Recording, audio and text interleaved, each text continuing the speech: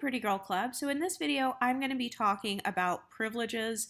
And the reason I want to talk about this is because I want to get deeper into the whole privilege stacking talking point of this channel. And before we get into it, I want to talk about the difference between privilege and power. So power is the ability to influence and make decisions that impact others. So, for example, if you have beauty, that's a form of social power in the sense that, let's say you go on a date or something, or you go for a modeling gig, you have more of an ability to influence others because of your beauty. So that's power. And if you look at this screenshot definition that I have on the screen, it says that privilege is the unearned social, political, economic, and psychological benefits of membership in a group. So when I talk about privilege on this channel though, I do believe that it's actually possible to earn certain privileges. For example, the privilege of having a nice body that's in shape. I feel like that is something that you can actually earn. So I'm going to talk about that today. So the first privilege I want to get into is pretty privilege. So in my opinion, pretty privilege is a combination of things like your face, your hair, your makeup, and all that stuff adding to your overall beauty. So I believe that pretty privilege is something you can either be born with or it is something that you can earn. It's something that you can acquire by maybe going to the gym, losing some weight, maybe getting an updated haircut, changing your hair color. So one thing that I've noticed is that it doesn't seem to matter whether your pretty privilege is natural or fake. The society that we live in actually promotes and reinforces the use of beauty enhancements. So I've noticed that some people might try to humble you and put you down if you're like wearing makeup or something. But for the most part, it's pretty widely accepted to wear makeup or do something to kind of improve your appearance. So that is one privilege. You might be asking yourself, how do I know if I have pretty privilege? And if you're asking yourself that, please be sure to check out my video on how to measure your pretty privilege. But just a brief overview, maybe you receive a lot of compliments from children. I know that a lot of people think pretty privilege is male-centered. I actually disagree with that. This is actually a decentering men style channel. So I think that there are benefits to being pretty that goes outside of the male gaze or outside of like dating. If you think about children complimenting you, children don't often have the same social filters that adults have. So usually children are going to be pretty honest. They're going to tell you if you're fat. They might ask you if you're pregnant, if you have a big stomach. I did that before when I was a kid and I felt really bad.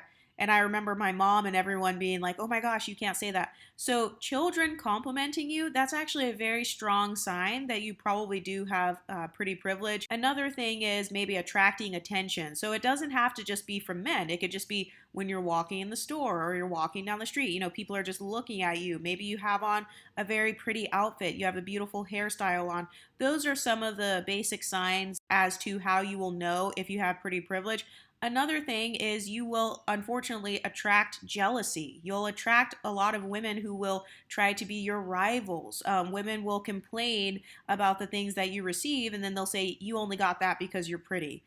Or people may try to cut you down. Those are all some of the base level confirmations that you have pretty privilege. Another privilege that I think is very strong, and this is something that I'm trying to help you guys to gain on this channel, it's actually psychological privileges.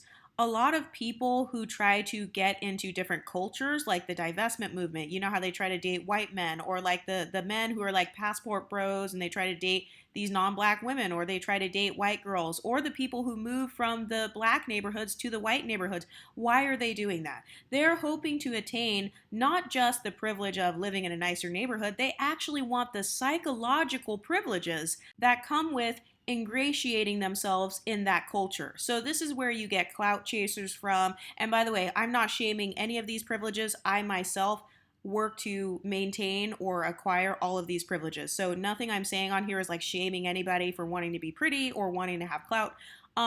But if you think about the people that are the clout chasers, people who move to a different city, people who move to these big cities like LA, New York, maybe they want to be on Broadway or be a model, or they want to move to the nice part of town. They're doing that not just for the status side of it, but they're also doing it because there are psychological benefits to every single culture. So there are psychological benefits to being surrounded by wealth.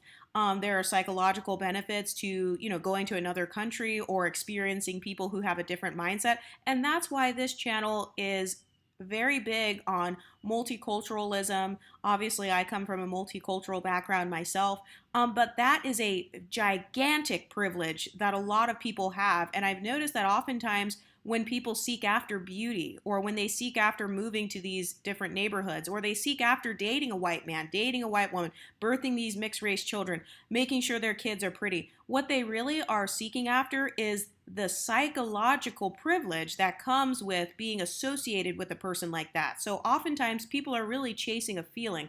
They're chasing that feeling of being confident. Why do you want to be beautiful? Well, so you can feel confident, so you can feel sexy, so you can feel like a princess, so you can start acting like a princess. That is a psychological privilege that you are attaining as a side effect of the pretty privilege. So the psychological side of it is something that I've never heard anybody else talk about on YouTube. So be sure to subscribe to this YouTube channel and become a part of the Pretty Girl Club, because we spill all the tea on this channel.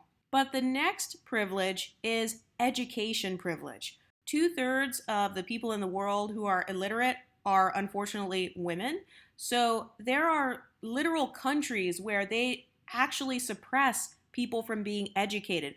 Even if you think about Hollywood and mainstream media and social media and like TikTok, all of these different distractions that you have, some of the executives and organizers behind these different apps and distractions are actually created to help you to not focus on the things that you should be focusing on. There are all kinds of different conspiracies, depending on what country you live in, to where your own government could be working against giving you the proper knowledge, because there are some societies where they want their people to be uneducated. They want you to have low self-esteem or to not understand how to get tax cuts, how to become wealthy, how to live an easier life. And so because education is so suppressed, and because knowledge is something that is kind of hidden in a lot of societies, having the proper knowledge and knowing how to do things, having life skills and stuff like that, that is another gigantic privilege that I don't see enough people talking about. The privilege of having knowledge, the privilege of being educated, having those life skills, knowing how to organize your time, knowing how to manage your finances, being financially literate. That's a huge thing that's actually keeping millions of people poor right now. By the way, if you want more info on that, please be sure to join my Patreon or membership, because I talk about finances in there as well. But being illiterate, not being able to read, or not being financially literate, not knowing how to regulate your own emotions, not knowing how to build your own self-esteem, all of these things are disadvantages in terms of knowledge and education. So that's another huge privilege. Another privilege that I want to talk about is your geographical location. This is something that a lot of people overlook, and it really makes me annoyed, because it's like, if you live in the United States and you have just $8 in your bank account, you are in the top 20% richest people in the world, allegedly.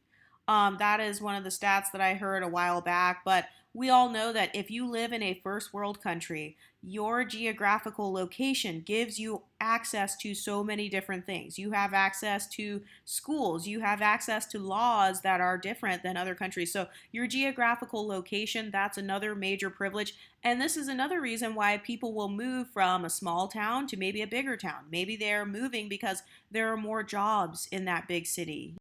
And by the way, I'm editing this right now, but one reason that people tell you to kind of explore your city and explore things to do is because they want you to be able to tap into the privileges that come with your specific geographical location.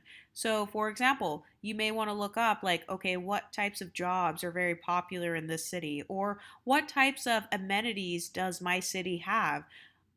Oftentimes people don't realize the privileges of their geographical location until they move away. So, for example, maybe you lived in an area where you always had access to the ocean. Maybe you always had access to a beach. You got to go running on the beach every morning, and then you move somewhere else and you realize, oh, wait, I didn't realize that it was a privilege to live so close to the ocean and to be able to go running on the beach and to burn those extra calories by having my feet being in the sand, or to have the mental health benefits of hearing the sound of the waves at night. So that's what I mean when I say the privileges of your geographical location.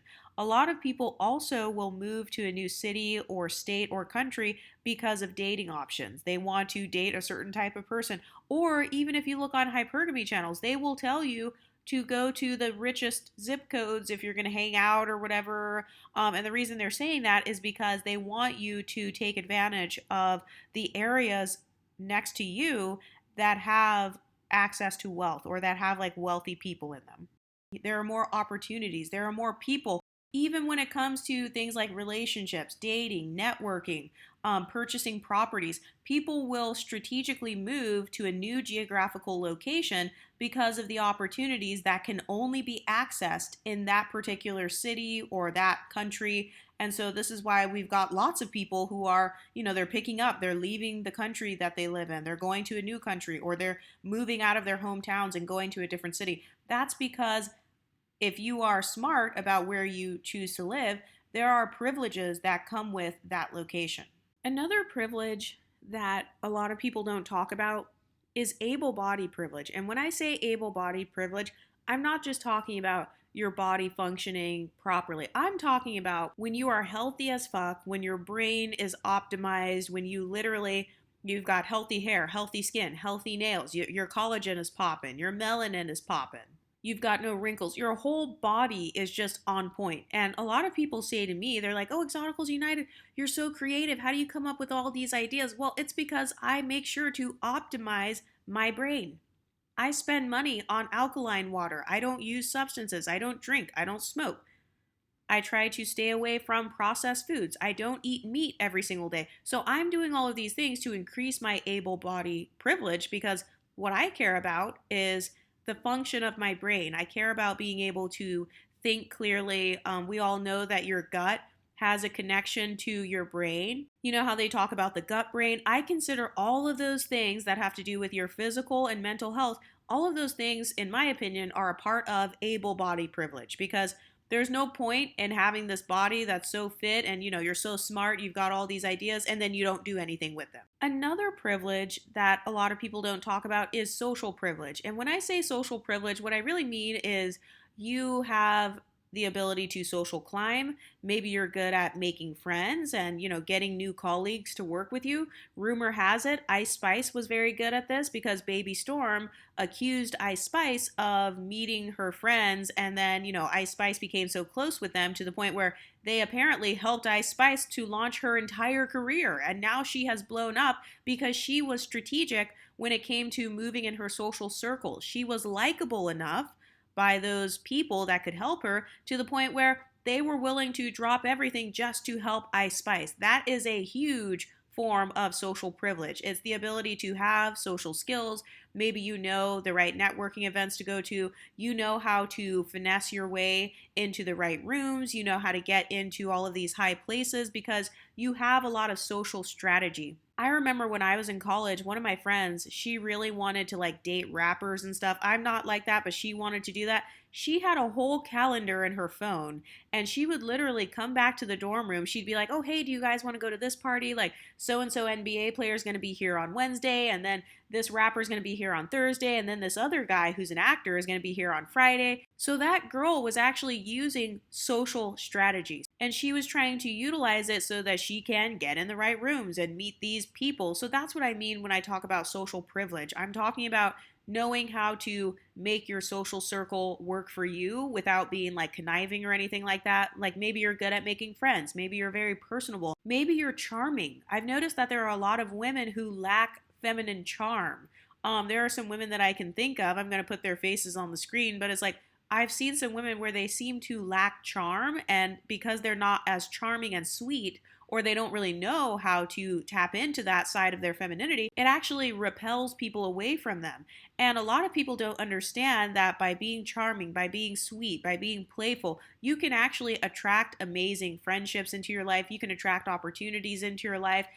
Being approachable and stuff like that. You know, the people who they're walking down the street and then they get approached and somebody says, hey, can you do modeling for me? Can you do this opportunity for me? Well, that means that you actually have some form of charm and approachability. You have a friendly look about you. You're not walking around mean mugging everyone 24/7 or like looking other people up and down, giving people dirty looks. No, you're walking around just kind of in that calm and peaceful energy. You know how to be charming with people. You like to have fun. Maybe you're the life of the party. All of those types of positive personality traits, I consider that to all be a form of social privilege. Some people have a lot of leadership skills. I also consider that to be a really big form of social privilege because it's actually very difficult to get a lot of people to kind of rally behind you or to get a lot of people to support the work you're doing. Think about people like Martin Luther King or like all these civil rights leaders of the past. They had some sort of skill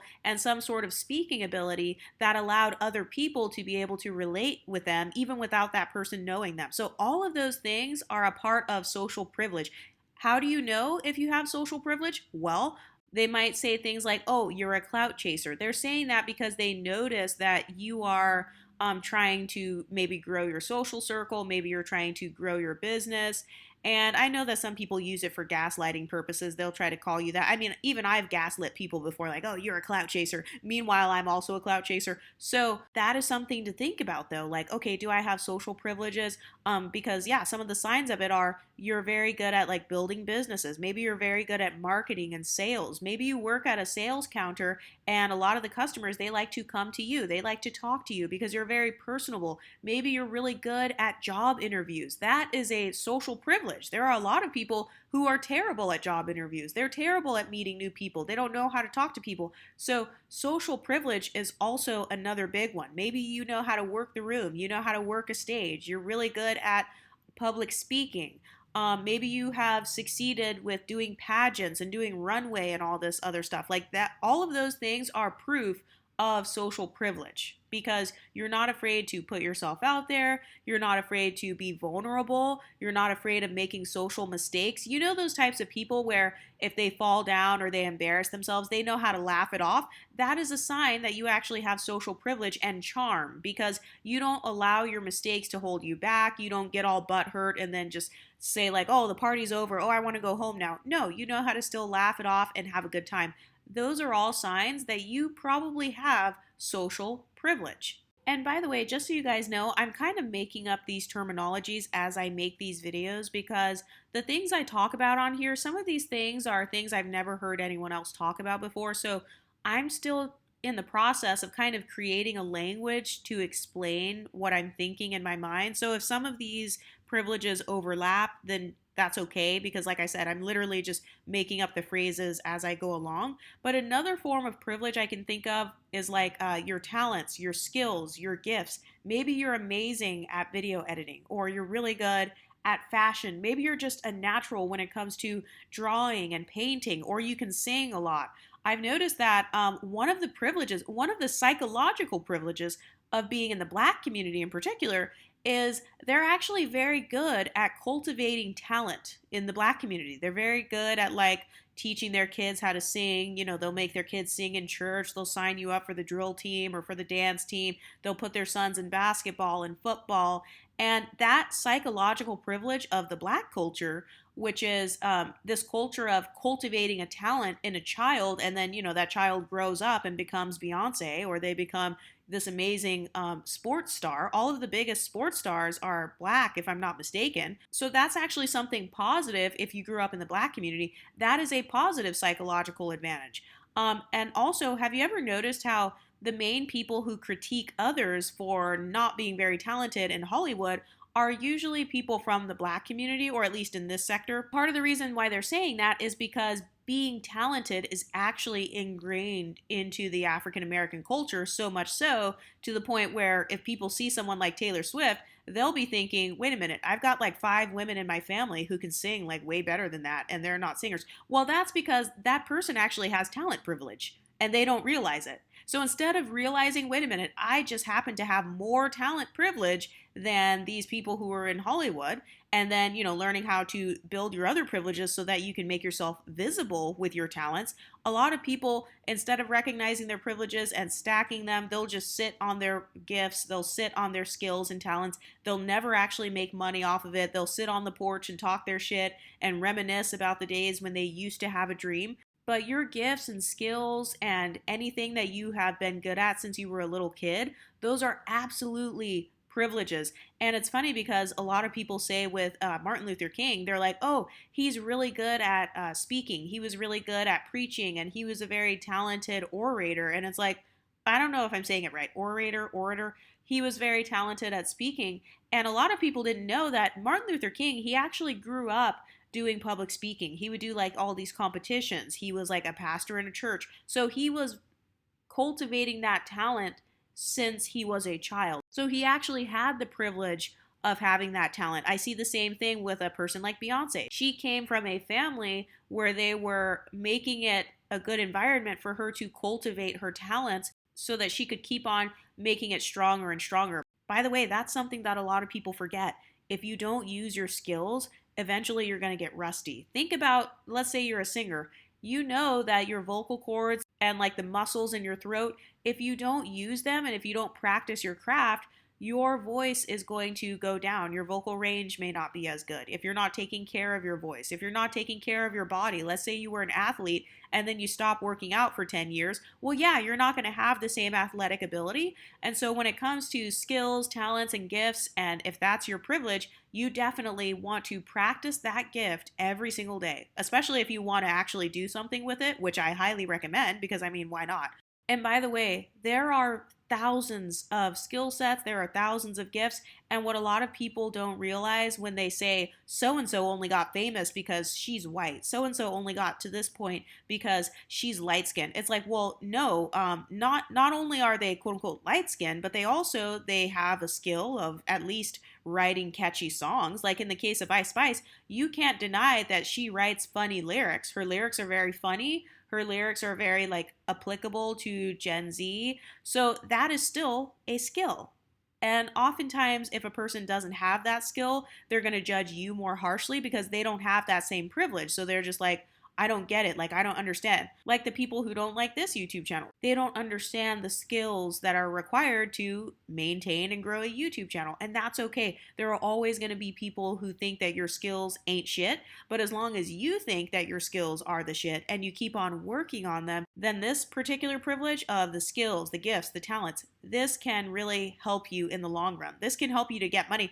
I know of some people who they work in construction. Like there's one girl in my family, she works in construction, but she also is a really amazing singer. Like she literally tried out for American Idol, like she can sing. So not only does she do her job, but on the side, if she wants to make some extra money, have some fun, she will go and sing at bars. I've seen lots of people do that. They'll sing at bars. There'll be a piano player or a drummer at a church on the side, or they'll make music on YouTube. They'll make all of these beats and stuff. Maybe they'll make their own music, and that's their side income. I've noticed that there's a lot of misconception about the skills, gifts, and talents. A lot of people think that if you have any talent whatsoever, then you have to be the best of the best of the best. Otherwise, you're unworthy of making money off of your talent. That's not true. As long as you are willing to be consistent and keep on producing, like if you want to keep making the music, you keep doing your guitar and your piano and playing in bars and churches and stuff, that is good enough. As long as it's good enough for you, then that's all that matters. And so I've noticed there are a lot of limiting beliefs in this particular privilege as well, where people start comparing like, oh, I'm not as good of a singer as her. I'm not as good of a designer as this person. And then it holds them back. But having skills and talents and stuff, that is an incredible privilege, and you can absolutely weave all of those privileges together so that you can get out of the 9-to-5 job.